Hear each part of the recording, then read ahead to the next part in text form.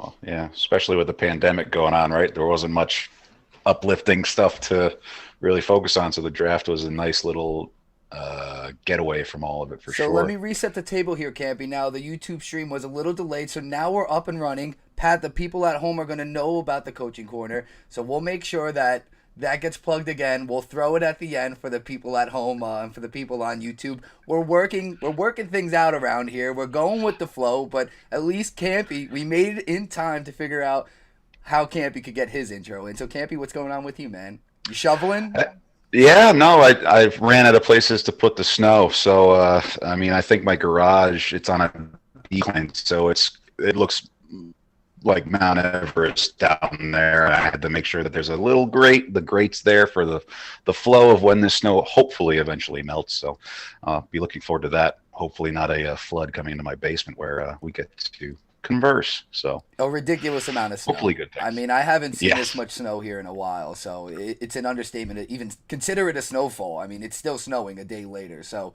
we're Right. we're in for it right now. I mean, people are going at it. You know, it's bad when the shovels stand no chance, and you got to go straight to snow blowers and plows. So that's where we're at on this side, but.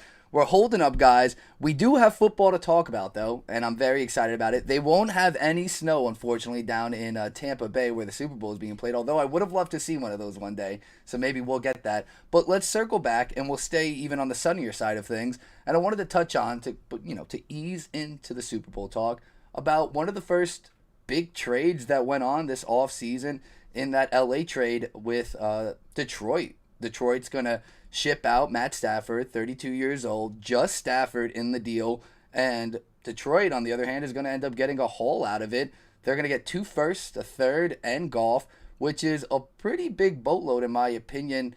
I'm more curious to see, I guess, your opinions on golf and Stafford and as a whole. Obviously, two 1-1s that are kind of being flip flopped, but all the other stuff. We've talked about Watson week in, week out on the show, and this is a package that we've kind of heard thrown around with Watson. A couple first, a third. Not a player swap. So it's like it's a big deal. I mean, we're talking about a big deal for Watson. I consider this a very big deal. So I guess let's blanket with this: is Stafford worth it? And who do you ultimately see coming out on top in this trade?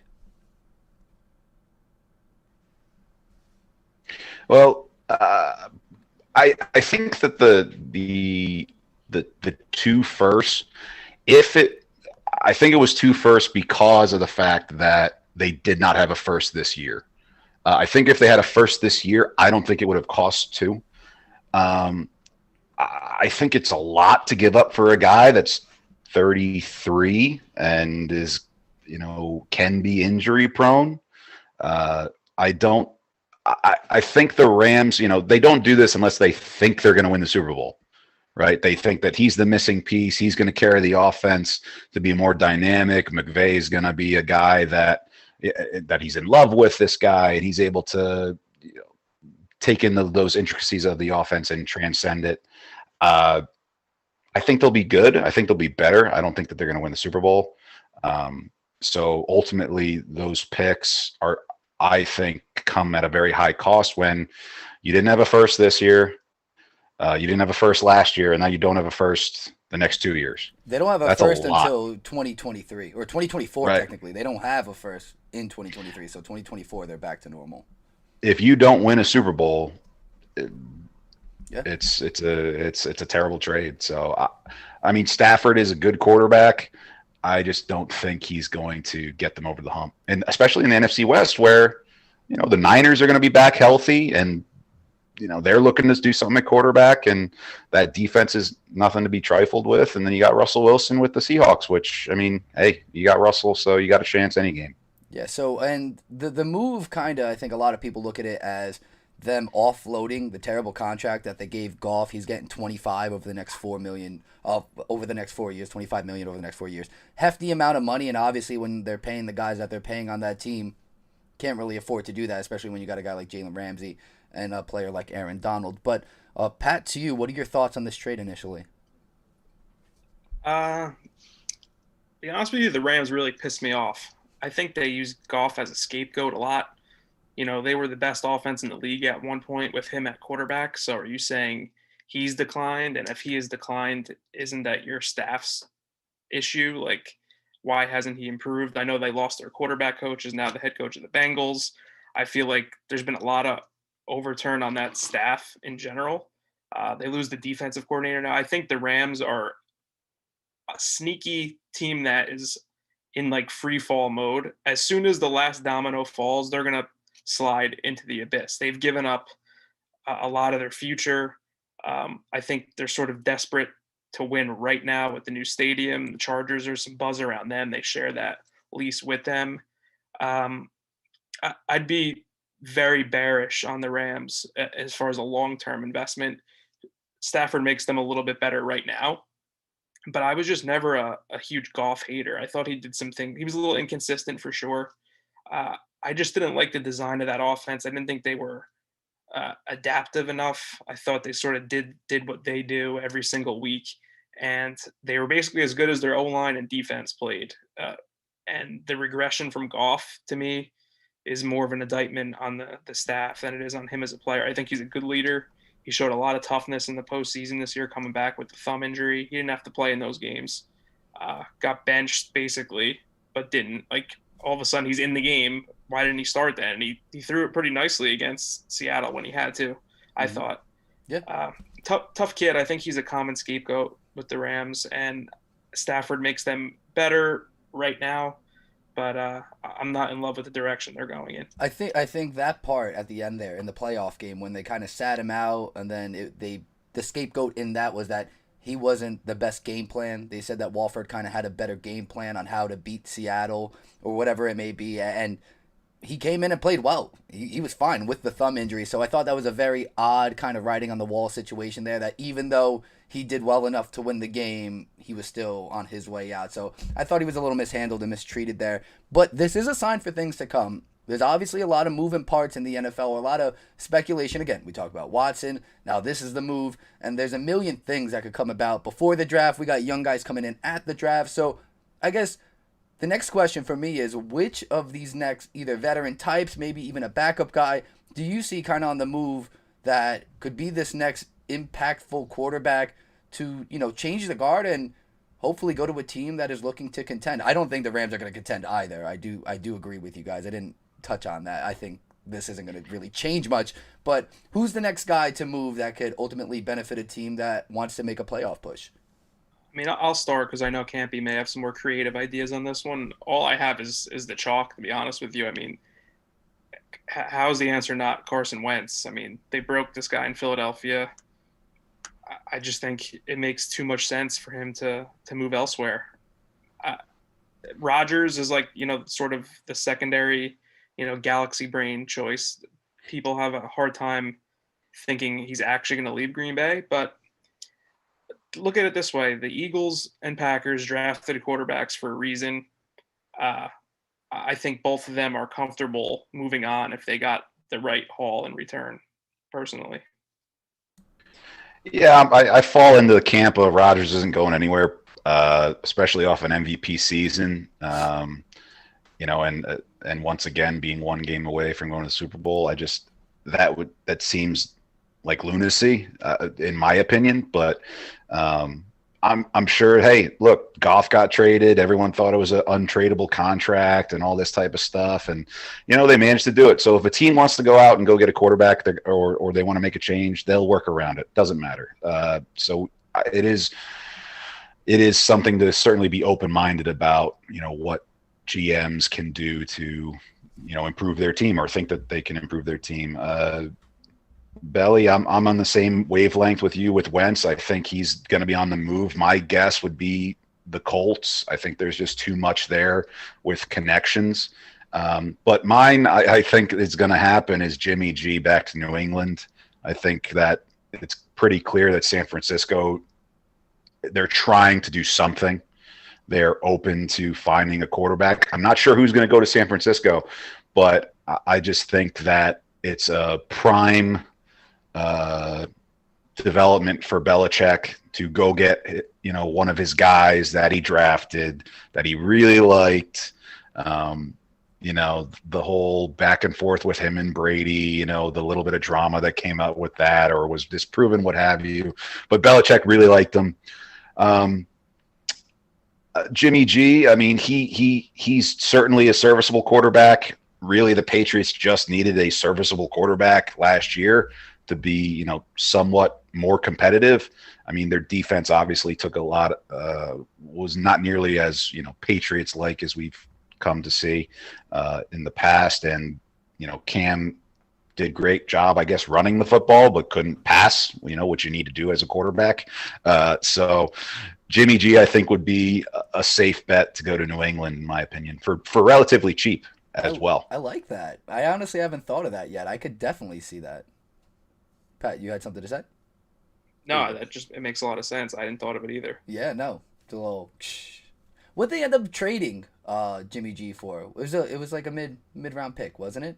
I don't think it was anything significant. No, I think it might have been like a third or fourth. I don't want to put us on the spot.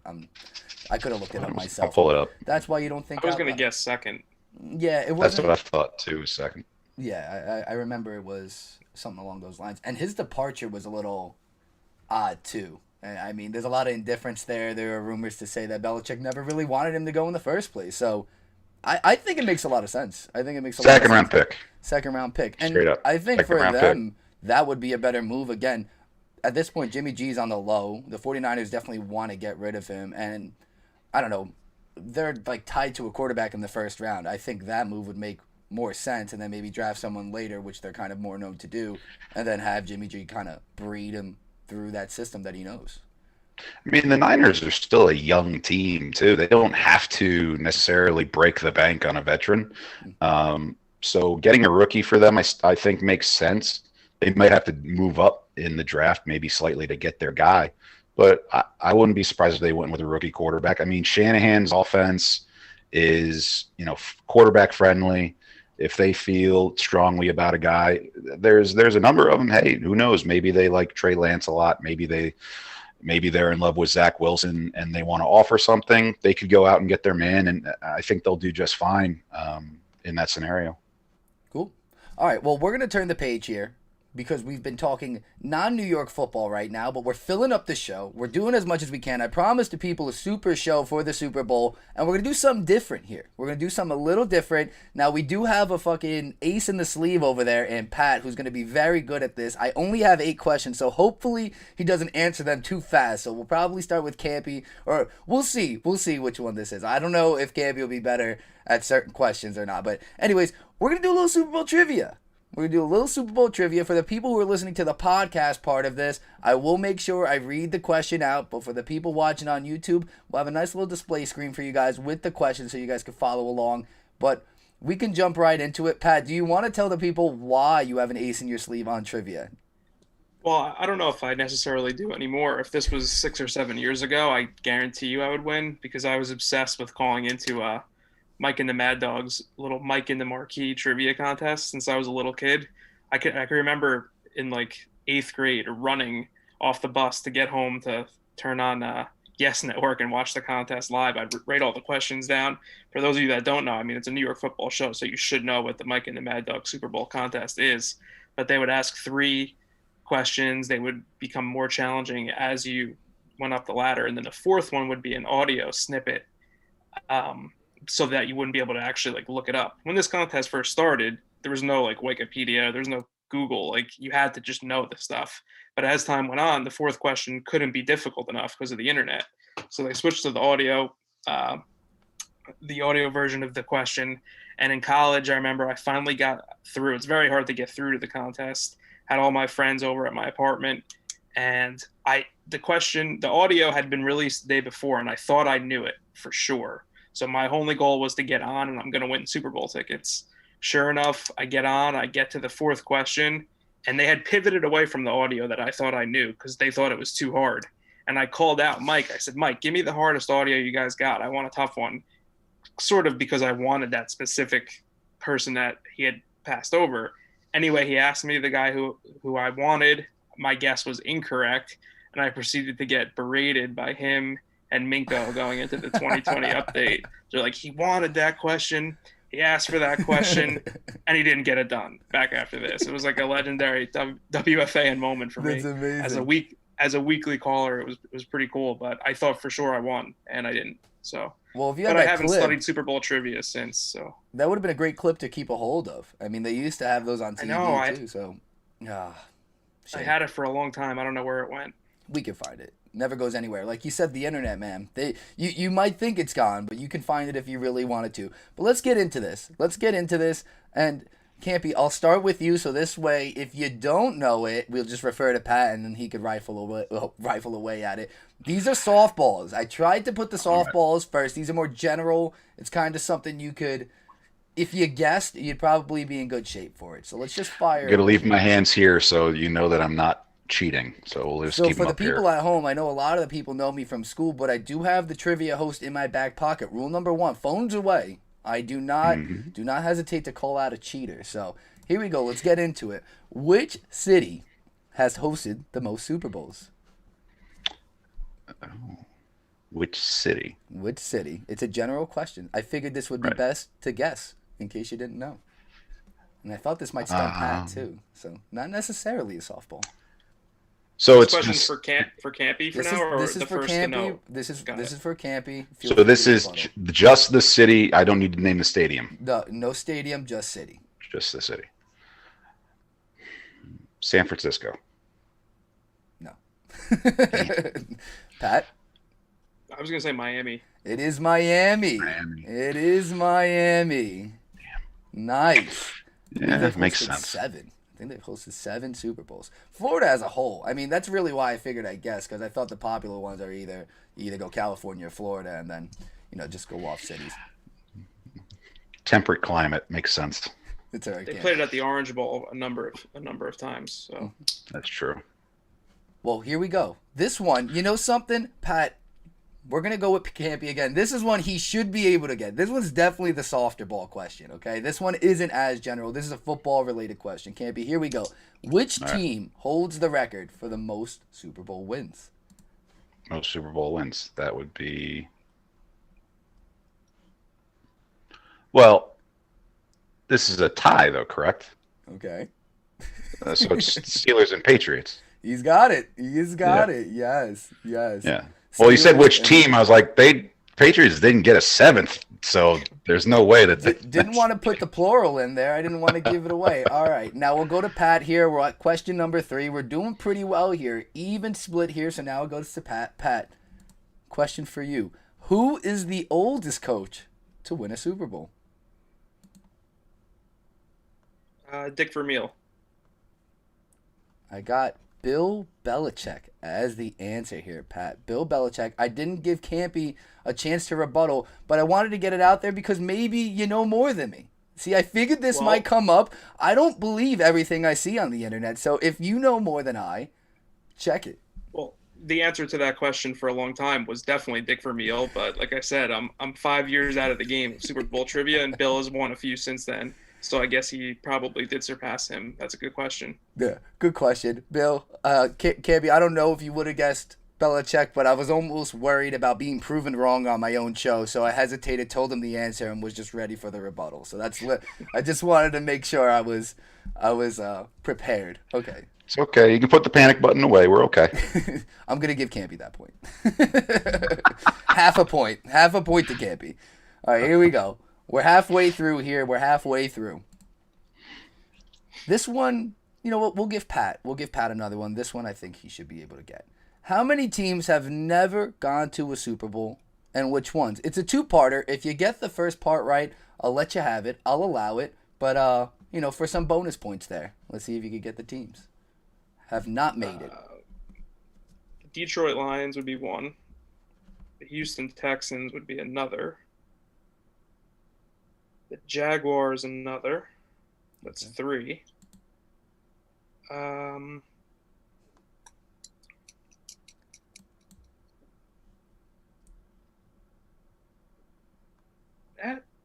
The Cleveland Browns. He's got it. That's it. He's got it. I'll stop you there. Hold the presses. We got another tie again.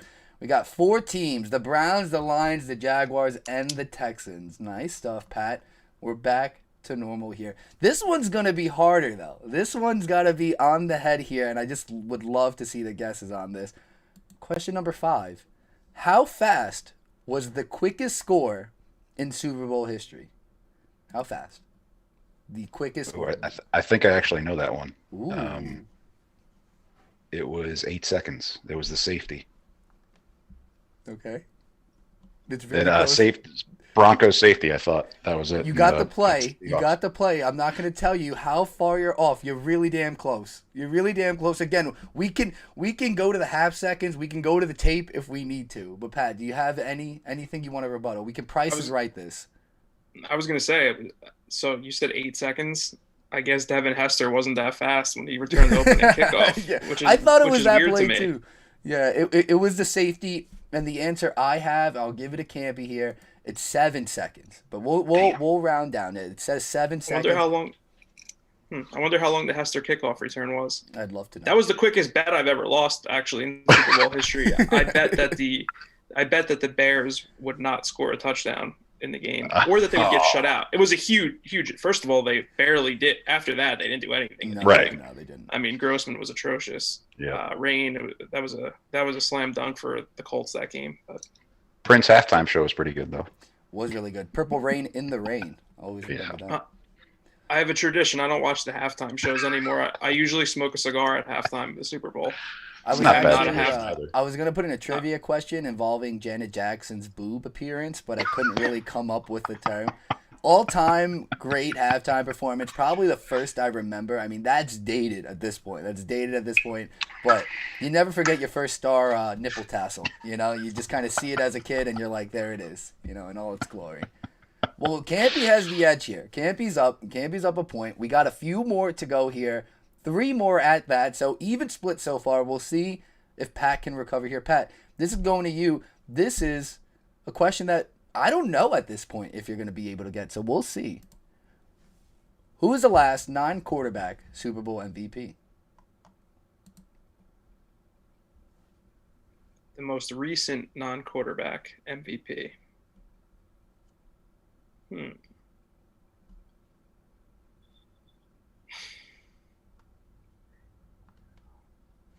How much time do I have? Take your time. Take your time. I knew that. See, like the fact that you said you're a few years out, I was like, this can go either way. I'm not really sure. I didn't know. I think you should get it though. You should be able to get this. Brain power. Campi's ready to steal though. Campi's ready to steal. Did he play defense? No hints here. No hints. Because I want to say Malcolm Smith. Yeah, I'll go Malcolm Smith. That is not the right answer. Campi, any thoughts? Any thoughts? I was thinking that one too. Malcolm Butler? Not Malcolm Butler. Julian Edelman. Oh, same year. Right. He's the one who won it. Yeah, That's the year that you he thought won it that should be year. Butler. Yep. Absolutely. That's right. He had a monster game, and he had that catch. Mm-hmm. Yeah. Although I thought James White probably should have won the MVP in that one if it was going to someone other than Brady, because he went absolutely off. He scored the game winner, had the 2-point conversion. He had a bunch of stuff going on in that game. I think he was that one was the Falcons Patriots Super Bowl, correct? Mm-hmm. Well, that Edelman catch wasn't even the best one in the game. The Julio Jones catch was even crazier. Yeah, I thought so. I mean, yeah, and they blew that. The most prolific catch I've seen in losing effort. That Julio Jones catch. I don't know where the man, because after that catch, it was like, okay, now they were mismanaging the clock, and you're like, okay, maybe they could figure this out again, and they still butchered it even more. It was nuts. But James White, I'm trying to remember. I think he was like the first player to have a receiving, a rushing, and a 2-point conversion in the Super Bowl. It was something along those lines, yeah. Giving myself my own trivia question. Maybe I should have thrown that one in. They definitely wouldn't have got it. Okay, so we're still even here. Or no, Campi has the edge. Campi does have the edge here. So we have 2 questions left. We'll start this with Pat to give him a chance to tie here and get this thing back to even, and we'll see where it goes. Because this last question is going to be a toss-up for sure. Here we go. Question 1. This you should know. Pat, because this is probably a question Mike and the Mad Dog would have asked you. Who was the first team to score 50 points in a Super Bowl? First team to hang 50. 50 burger, baby. 50 burger.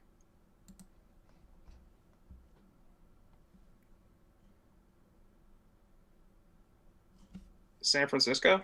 It is San Francisco. See, I figured out the type of guy he is now. Yeah, they won by like 35, 40 points. I Bleav they beat Against the Chargers? the Chargers. It was the I was mid-90s. actually going to say the Cowboys because of the Bills game, but I'm sure that obviously the Niners came before that.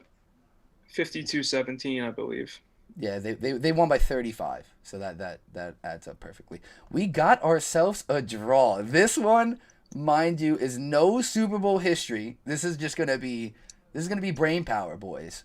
Last and final question, Campi, you're gonna have the first go at this. You could seal the win.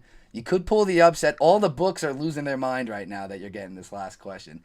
Again, there is no advantage to this. I would be interested to see if Pat does know the answer to this based on his Super Bowl knowledge. But Bill, we'll start with you. How many pounds does a Lombardi trophy weigh? How many pounds? I'm going to say 12. No, it is not 12.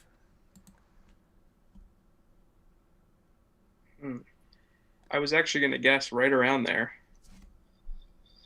I mean, is this like Price is Right? If I go up 12 well, I don't have and it's any more over, I win? questions, so yeah, we're gonna give it to whoever's closer.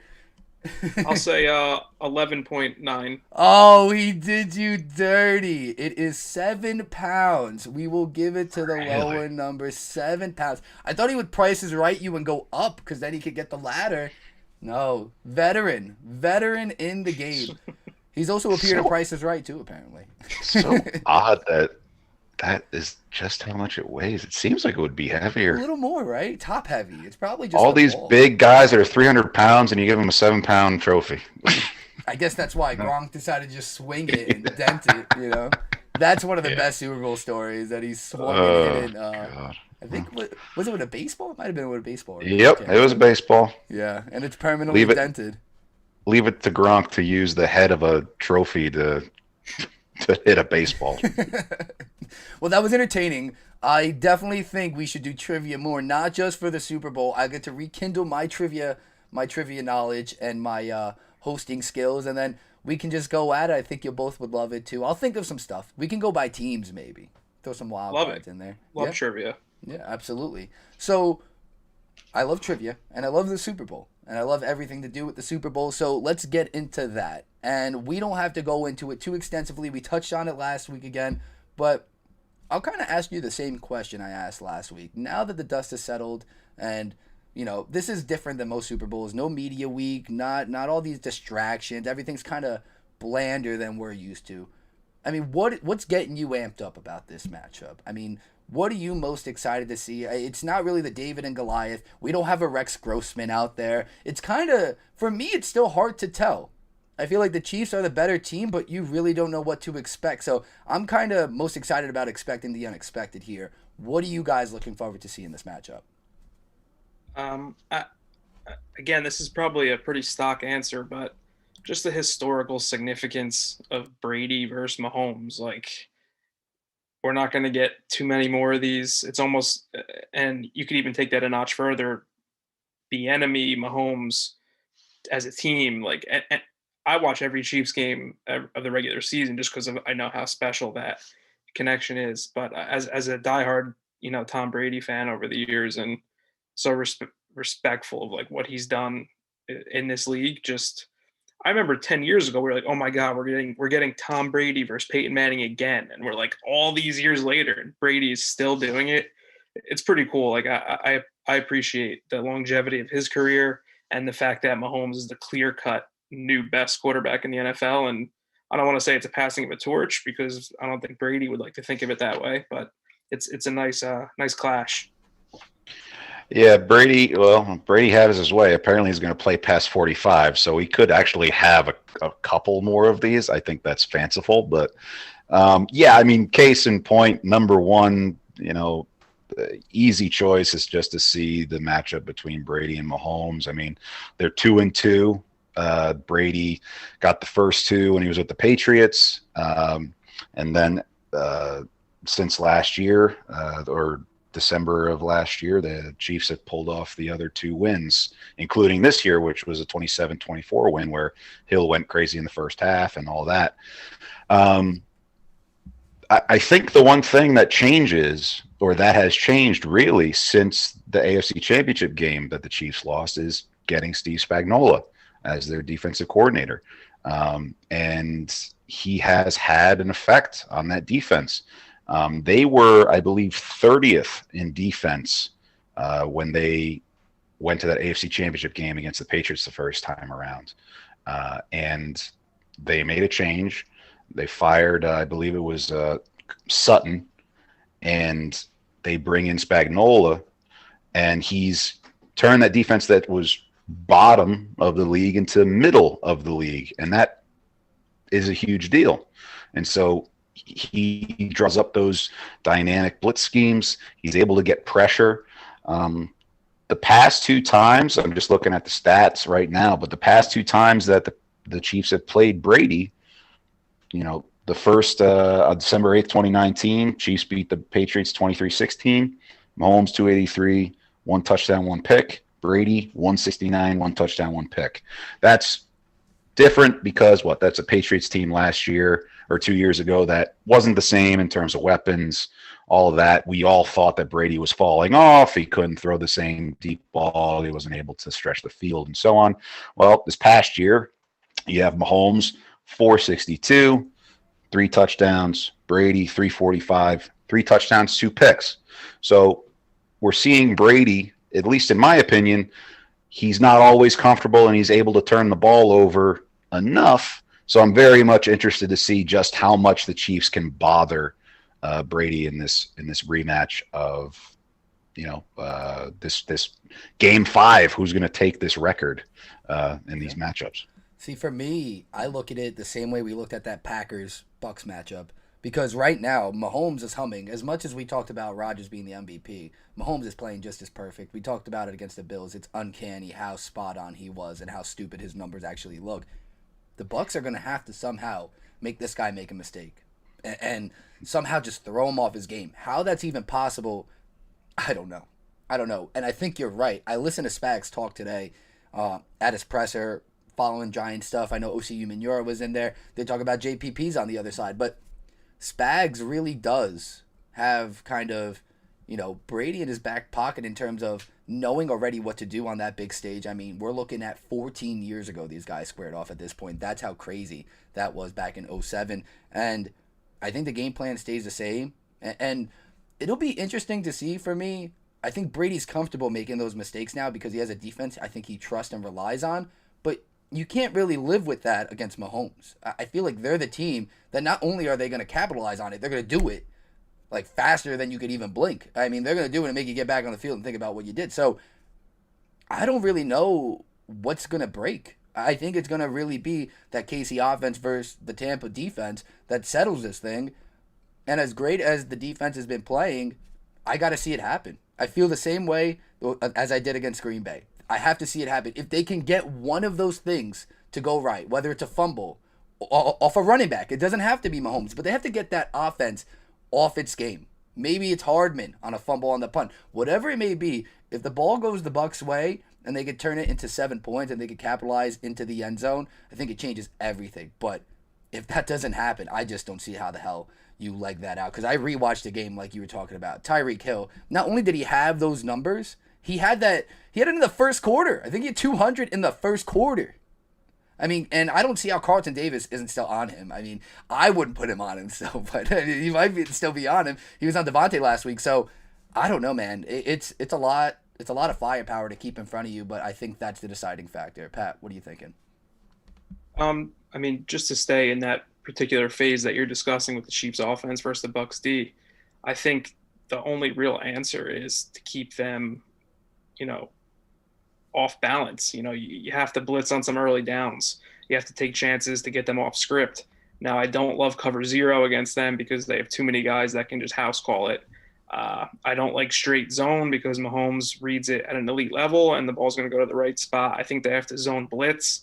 I think they have to play some man free. They really have to disguise. And I'm just a little bit concerned that Bowles lacks the creativity to be one step ahead of Bieniemy. I think he can adjust well, and you saw it in the Packer game, but I felt like the Bucs were were basically, as far as their defense against Green Bay, they were making all the right adjustments. I didn't feel like they were out in front of what Green Bay was trying to do offensively, if that makes sense. They kind of get in the right calls to counter what the team is doing. But I think against the Chiefs, you have to take it one step further, really gamble, and try to be, one step ahead of them. Let's play an odd front here. Let's show 2 high and play 1 high. I think Spagnuolo's defense is what would give Mahomes the most difficulty of any scheme in the league because of how well they disguise stuff and how they match different pressures. I don't see Bowles being creative enough to be out in front of the Chiefs' offense. It's I'm in the same realm of what all you guys are saying. Really, I'm under the impression that if the Bucs defense cannot get and turn around the Chiefs defense in a short field twice in that game, whether it's through a turnover or some type of, muff punt, what have you, I just think that they need to at least get 2 turnovers that give Brady a short field at some point in that game. Could be special teams, could be a good return. Mickens had some nice returns last game, obviously, against the Packers. But they need to do something to get that offense in the short field, give them an easier possession of sorts. And when they get that short field, they have to score. I think that's really been the formula for these wins. The Saints game, obviously the Saints never ran away with it. They just were limited in offense, and the Bucs slowly chipped away. But that defense, was just did enough with getting the ball back to the offense's hands and giving short fields. That Packers game, same idea. They didn't get a lot in turnovers, but they were good enough in the kick return game, punt return game, and they were able to convert one of those turnovers to a very short field and gain a possession.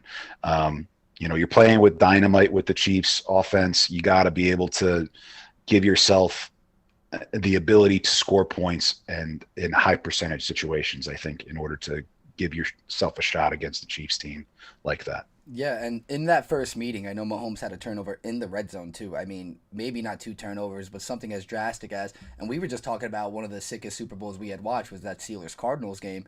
That's it right there. That's a 14-point swing and at a pivotal point of the game.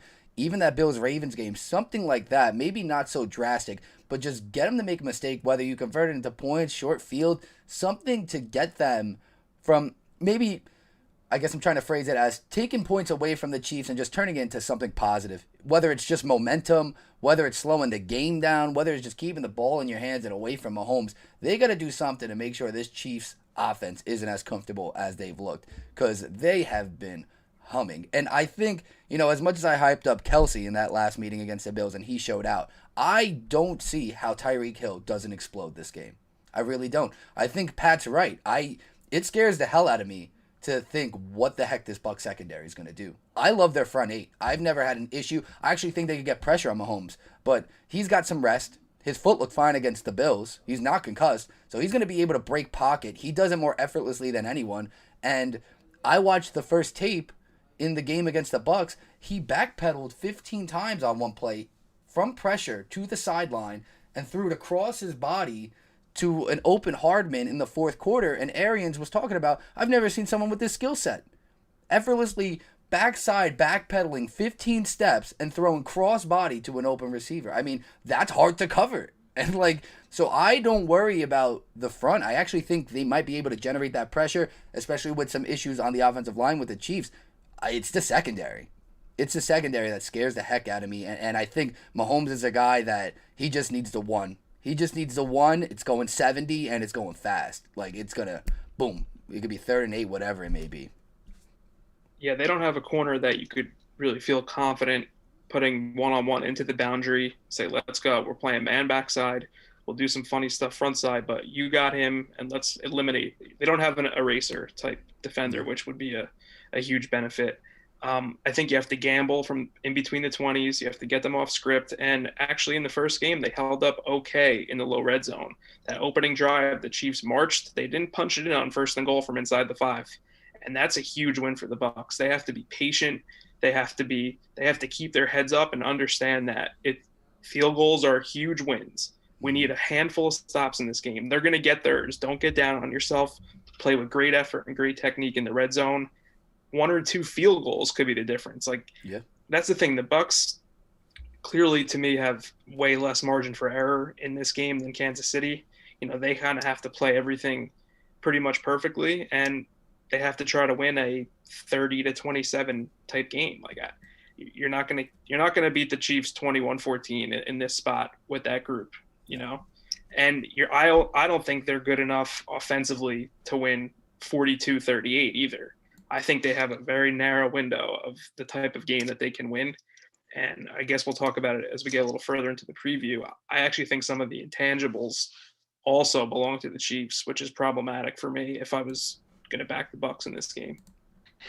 Yeah, the going into those intangibles, I will be very curious to see how often the Chiefs line up Hill in the slot, because he just eats up. If they play any type of man or man under, he eats that up from the slot position. It's almost a guaranteed, slant route.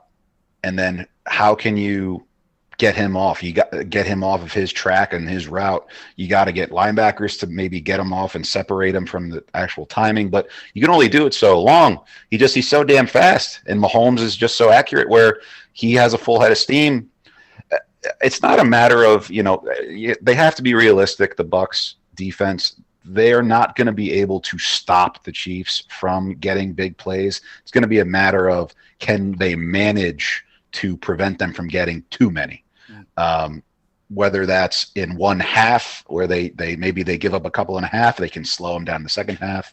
That's what we saw in that first meeting this year with Hill just exploding. And then they made enough adjustments where they were able to creep back into the game and chip away at the lead where the Chiefs offense didn't quite finish them. And that's going to be very interesting how that develops. The other thing that I thought was unique was just Andy Reid given another week of preparation. These coaching staffs, I mean, if you went into the coaches and you thought, Chiefs staff versus Bucs, you probably give it to the Chiefs.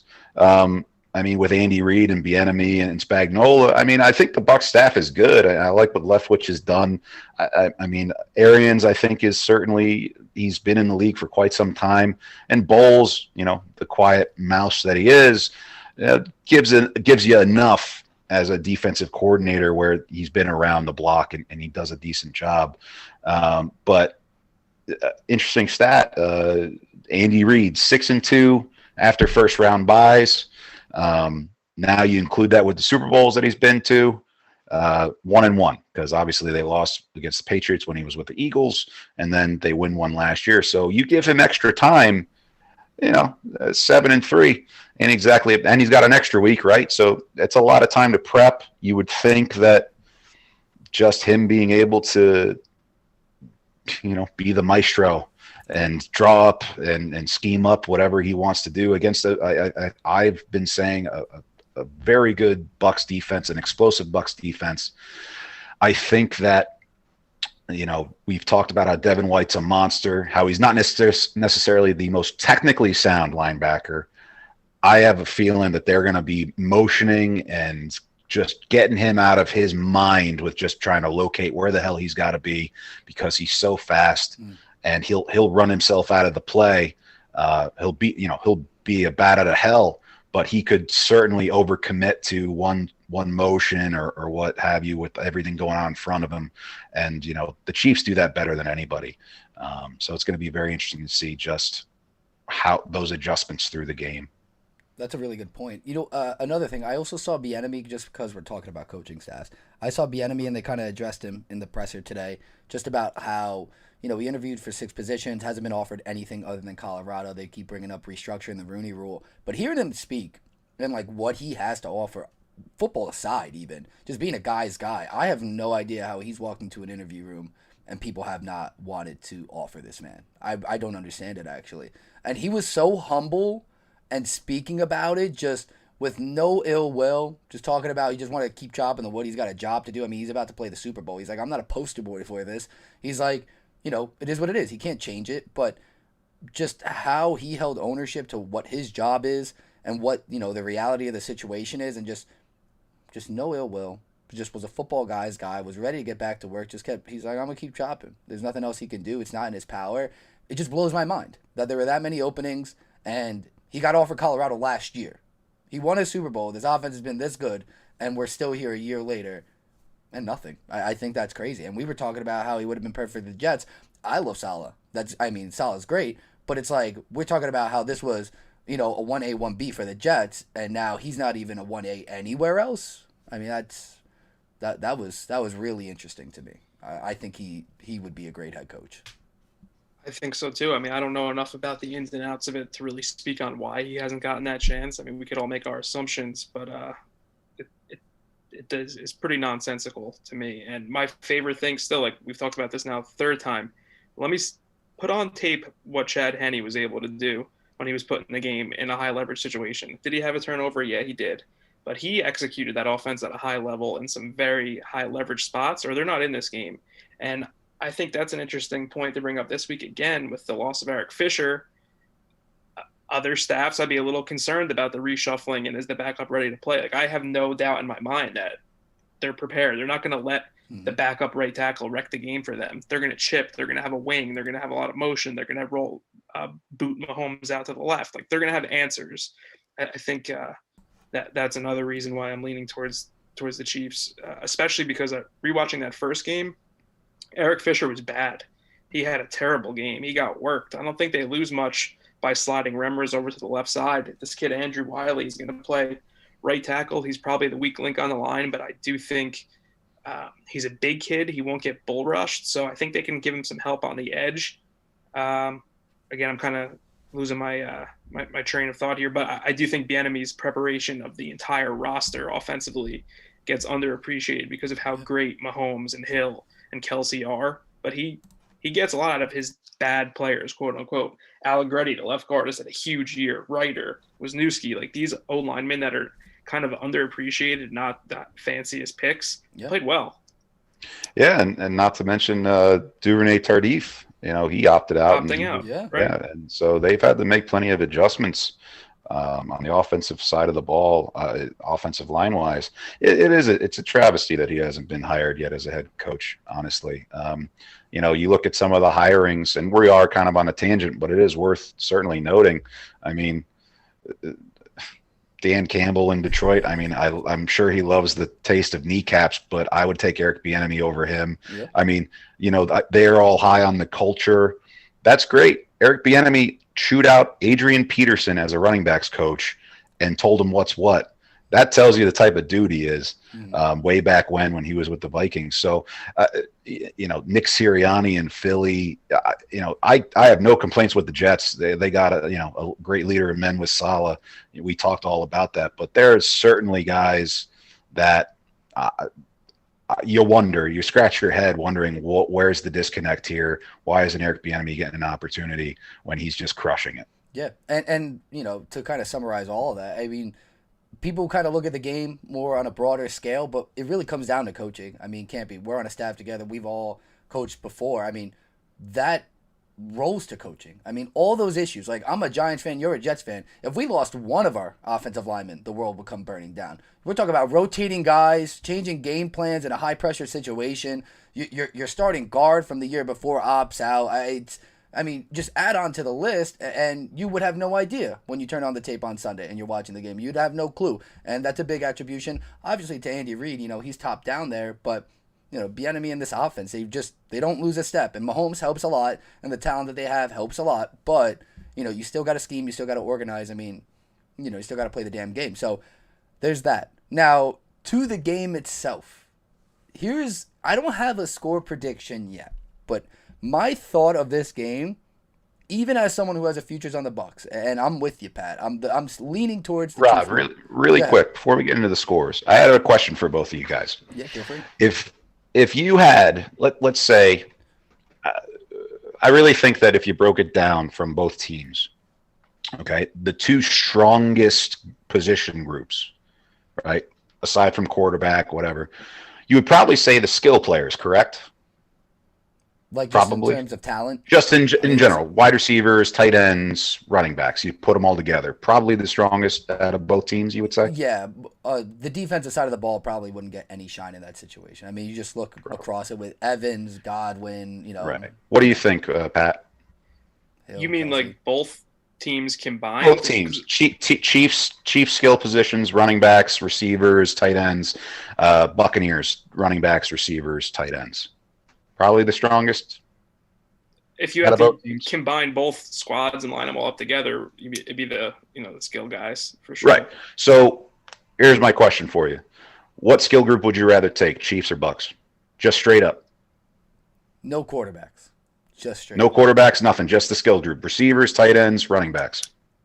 That's an interesting question. I'll just answer it just so I could get out in front of it. I actually, on paper, if I'm developing my Madden team, I'm taking the Bucks. Actually, I really like Ronald Jones as a running back. I like the running backs that they have over in Tampa Bay a little bit more than the KC guys. I'm not sold on Clyde. I never really was, and I know he's kind of dinked up. And then they have Darrell Williams. Lev is kind of half of who he was. So I really like Ronald Jones, even though they don't utilize him. And playoff Lenny has been showing up. And then, I mean, really, Big Mike Evans, even though he doesn't always rise to the occasion, is gigantic. And I'm a big Godwin fan. And obviously Gronk. Can't sleep on Gronk. He'll be there as well. So, yeah, I take the Bucks. Yeah. I mean, I guess the Bucks maybe from a depth standpoint, but I still think the challenge that comes with having to figure out a way to bracket Tyreek Hill and Travis Kelce at the same time is the hardest of task. Mhm. So those two guys are probably bigger game breakers than any two on the Bucks side. So I would have to go with the Chiefs there. Yeah, I was racking my brain for it, for that question. I mean, it's the answer to that question personally, because it's hard to overlook the Bucks' weapons. Brady's had, you could argue this is the most talent he's ever had around him, I think, at the skill positions. I mean, probably barring maybe the Randy Moss year, probably, when he was just mossing everybody and, breaking records. But it's hard to look at, but I tend to agree with you, Pat. I think it's just the X factors that Hill and Kelce are, just brings that group a little bit bigger just because of the impact plays they can make. Yeah, I think the right answer is the Chiefs, but I think to deny the fact, I mean, I'll be on the other side of it because it's hard to deny the fact that is a stupid talented team on the Bucks. I mean, don't get it twisted. They're both really, really good. I was just curious what you guys For thought. me, actually, it was the running backs. I like myself some good running backs. And the Chiefs, I mean, again, quarterbacks aside, they don't really need a running back. I think it's important that they have those running backs to help Brady out a little bit, but they don't really need a running back right now. I think they can figure it out for Mahomes. Look, I wasn't exactly going to pick a score prediction. What I was going to say is that I think this meeting, before I get your predictions, I think this meeting is going to be a lot like the last one, believe it or not. I think the Chiefs probably get out in front, and I think the best shot that the Bucks have at coming back or winning this game is coming back. I think they got to backdoor it.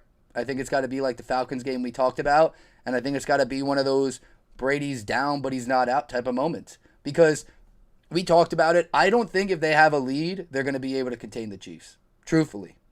And I think maybe it might be a mind-fucking. Maybe the Chiefs get the lead and not exactly step on the gas, which I don't think will happen, but maybe they get a little comfortable. My point is, I think the only way the Bucks win this is if they come back, and it's got to be just a classic Super Bowl. If it's not like that, I don't see how the Chiefs don't win this by 2 scores, truthfully. If the Bucks can't come back, I've looked at this game now for the week, just staring at it. I mean, it's got to be exactly like that first matchup, in my eyes. I just see it being very similar to that. I see a hot start, and unless they can get something going and kind of backdoor this thing, I mean, give me the Chiefs by 10, truthfully. That's where I'm at mentally.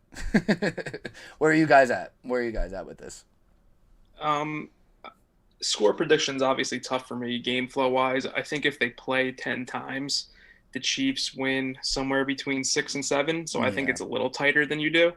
So if everything goes as expected, there's no fluky plays, if you will. I think the Chiefs probably win something between a field goal and a touchdown game.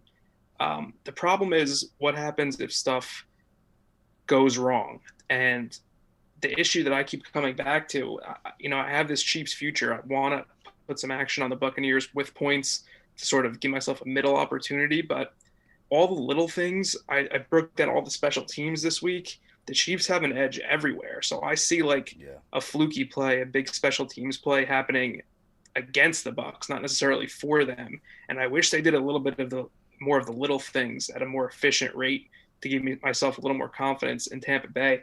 I think for them, Brady can't be their best player on offense. And I thought he was in the first half against Green Bay. I think someone else needs to really step up and rally the troops. Like Evans has to just show it's going to be a Mike Evans type game. He's going to go off. Fournette can't have any focused drops. Like Ronald Jones has to be trucking people. Yeah. They need someone else early to feed off that Brady focus and energy that he's going to come with in that first series. Like they can't ease themselves into the game.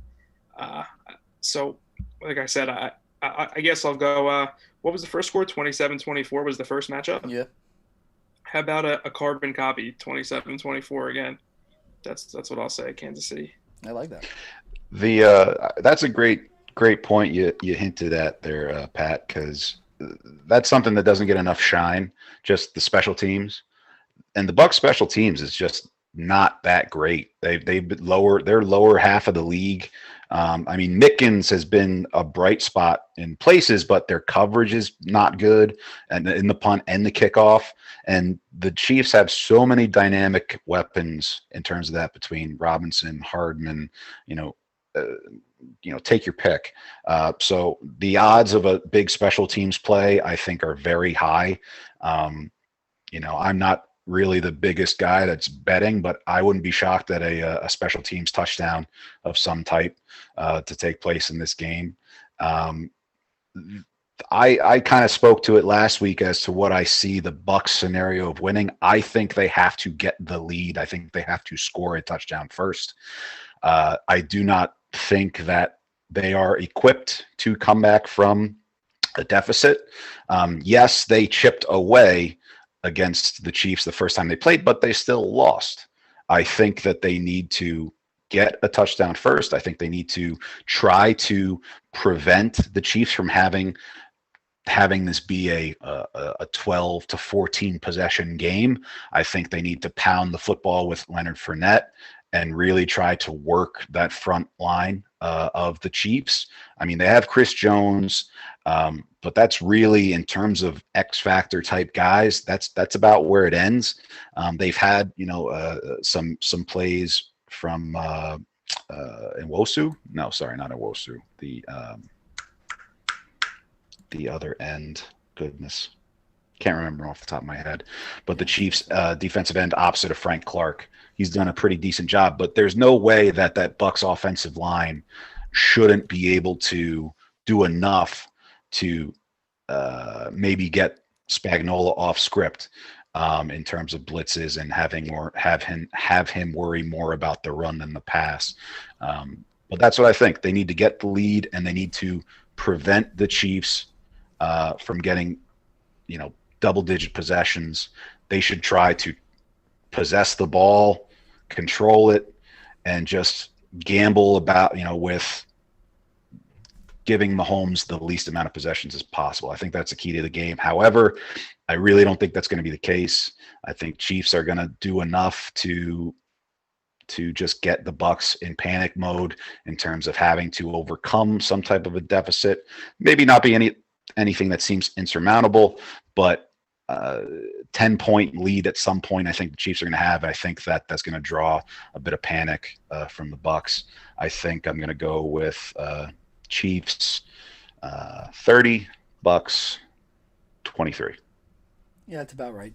I mean, that's kind of where I'm ballparking it. Before I put a number on it, for me, what's throwing me off is last year's Super Bowl. I think the 49ers, everything we just said, they did it pretty much as well as you kind of could have. Jimmy G could have made some throws there to put the Chiefs out of it or kind of put that game out of reach, and he didn't, and that's ultimately why he's been under this microscope since. So maybe Brady does make those throws, and they follow the same game plan. But the 49ers D was also just, loaded. I love the Bucs front. I love their D, but the 49ers D last year was no joke, and they still had issues slowing this man down the stretch. So for me, I think the guy that you guys are talking about, it's got to be those running backs. If they stand any chance, I mean, they really got to run the heck out of the ball. They got to use Fournette and they got to use Jones as balanced as they've been using them and hopefully break something. I mean, if we match up offensive lines, I would take the Bucs offensive line over the Chiefs offensive line right now. So get man on man because I think it only helps Brady out in the play action game, and it's just the best way to, in some way, shape, and form, control Mahomes in this offense because the best defense is keeping him off the field. It's really what it is. Give him no time and just take the ball out of his hand. So, I said I think Brady would have to come back, but maybe it won't be so significant. I don't think they'd have to come back from 10. I kind of see the 10-point win coming where the Chiefs are up by a touchdown, the Bucs don't get anything going, and they ice it with a field goal late, or whether they're up 3 and they ice it with a touchdown late and put it out of reach. That's kind of where I see it going. But I do have that bet on the Bucs, so I do think maybe they get a little bit closer. So I'll go with this. You said 27-24. You were at 30-23. Okay. So I'll give... I don't know if the Bucs get to 27 though. I like 24 as a number, but I don't want to say it. So I'm going to try to think. Give me... All right, let's take the over here. We'll take the over. I'll go 34-27. 7-point Chiefs win. That's what we'll do. That's what we'll do. Instead of that 10-point win, the Bucs get a field goal late and they try to go for the onside. That's what's going to happen. And then they don't get it and then the game's over. So that's what we'll go with, 34-27. I'll bet the over just because. And I think the Bucs have a chance, but like you said, Pat, it's probably 30%. I mean, it's got to be. I think it's like more. I think all things equal, it's like 60-40, but then in that hard to predict play, I think that play is 80-20 to go into the Chiefs' favor. And like that's what sort of is the final straw for me. Hardman had the fumble last week, right? And it was such an anomaly, and they still bounced back from it. So, like, that's what throws me off, too. Because I think even if they get the play and they capitalize, is that enough at this point? They're just going to get the guy the ball who just made the mistake, get him mentally back checked in, and he's going to go 60 yards on a reverse. So it's like, it's hard for me to kind of break past this, like, Chiefs mojo right now. And again, though, as a gambling man, when you feel this way, fade yourself sometimes. I mean, when everything's going right one way, sometimes you have to look on the other side and think expect the unexpected, like I was talking about. So I'm kind of glad I have a futures on the Bucs just in case it doesn't go that way. But I think this is probably one of the harder Super Bowls for me to kind of put a finger on. And we talked about it last week. I don't know what Brady we're going to get because we've seen a few Bradys this year in some big time games. At home against the Saints, he really laid a duck. Against the Chiefs, he wasn't a world beater, but he turned up when he needed to turn up. So, I don't know. Like last week, it was a tale of two halves. I really don't know what to expect here. I see the Chiefs winning, but I do think it's going to be close throughout most of it, at least going into the fourth quarter. The other thing I wanted to bring up, too, is, obviously Brady's acumen and Gronk and a couple of – they've been there before. But you have a team that, the Bucs, the vast majority of them, younger guys – they have not been in this situation. And you have a team that was just in the Super Bowl last year and the added pressure, right, where the Bucs are playing at home. I really don't know that that's a huge advantage, in my opinion. I feel like that adds actually additional pressure. And obviously with the whole week, the past 2 weeks, right, we're used to this Super Bowl hoopla of all these different, press meets and all that. And now that's not the case because of COVID. So now I believe the Chiefs aren't even going to be in Tampa until 2 nights before the Super Bowl. And so everything's been virtual. So then you've had the Bucs just chilling at home the entire time. The Chiefs can hang out in KC, game plan everything, do what they want. I just don't think that the home field in the Super Bowl is going to pay off that much. I honestly think it's another added bit of pressure on a team. And look, they're professionals. It's the Super Bowl. I don't think it's going to be anything like the Bucs get blown out. I think it's going to be a good football game.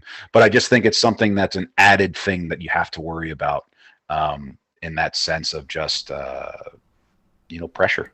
Yeah. So the score I was feeling, by the way, was 30-24. For some reason, I think it's going to be a 6-point game. Nice round number. That's going to be a prop I throw in there. Chiefs by 6, just because. Buckers miss some, so you never know. So I just wanted to put that energy out into the world as well. But, I think you're right. I think the home field, I really wanted to see a Super Bowl team be the home team in the Super Bowl, and this is kind of anticlimactic. This isn't what I expected. I wanted the pageantry of it. They have home field advantage, and this is the opposite. It's a COVID season. No one really cares. Everything's virtual.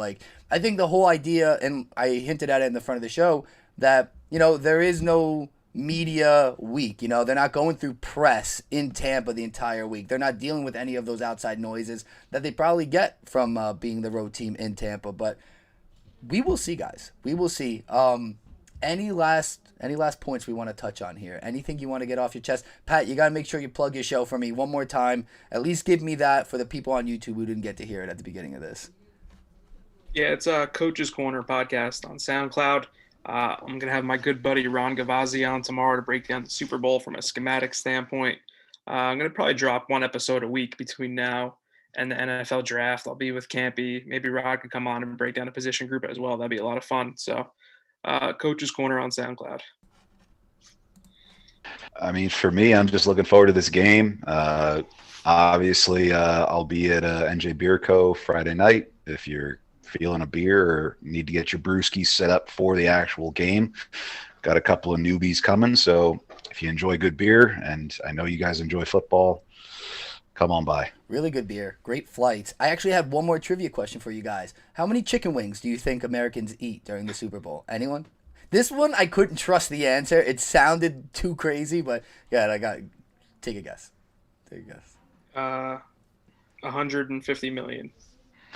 1 billion. 1 billion can be 1.3 billion is the number. Holy crap. That's a lot of chicken wings. That's a lot of chicken Hold on, wings. we have to answer one more prediction. Who's the MVP of the game? I'm going to go with Hardman. Ooh, Hardman. And I think he's got some equity in special teams to return to punt. I think he could be the guy that's not bracketed offensively, who kind of flies under the radar. That'll be my pick for MVP. And it would be the true redemption story from the last game. Yeah. Well, he had plenty of redemption that last game, to be honest. He was killing it. I think, look, they gave it to Mahomes last year when I think Williams should have won it, personally. Yeah. I think it's going to be Mahomes again. But my dark horse would be Honey Badger. Ooh, I like that too. Is he on special teams at all? No, they don't play him in special teams anymore. I know he used to be. Yes, they do. They do? A little bit. Yeah. Not often. Sorensen plays wing for them on punt, but I've seen Matthew in there in some high leverage situations. Yeah, I just remember him in LSU. I honestly. That's my other prediction. Sorry to interrupt. You're good. The Chiefs will either block or return a punt in this football game. So, we're going to get to the best bets part of this show after you guys are on, but I'll gladly throw that in there. That's Campi's bet. He's not a gambling man. I will gamble for him, and we're betting a Chiefs special teams touchdown. So I'm glad you threw that in there. Chiefs by 6, Chiefs special teams touchdown. We got some other things. What are the odds on that? What are the odds on the Chiefs? I don't want to give you anything that's not a betonline.ag line here because, of course, our lovely sponsors are betonline.ag. But I'll get those odds, and I'll put it out on the stream later. I'll at least shoot it to you guys and let you know. I'll bet for the both of us, Pat. I'll bet it for both of us. Sounds good. All right, well, thank you guys for coming on. Get a beer with Campi on Friday. Check out Pat's show, and I'll talk to you guys soon. Thanks for having us, Rod.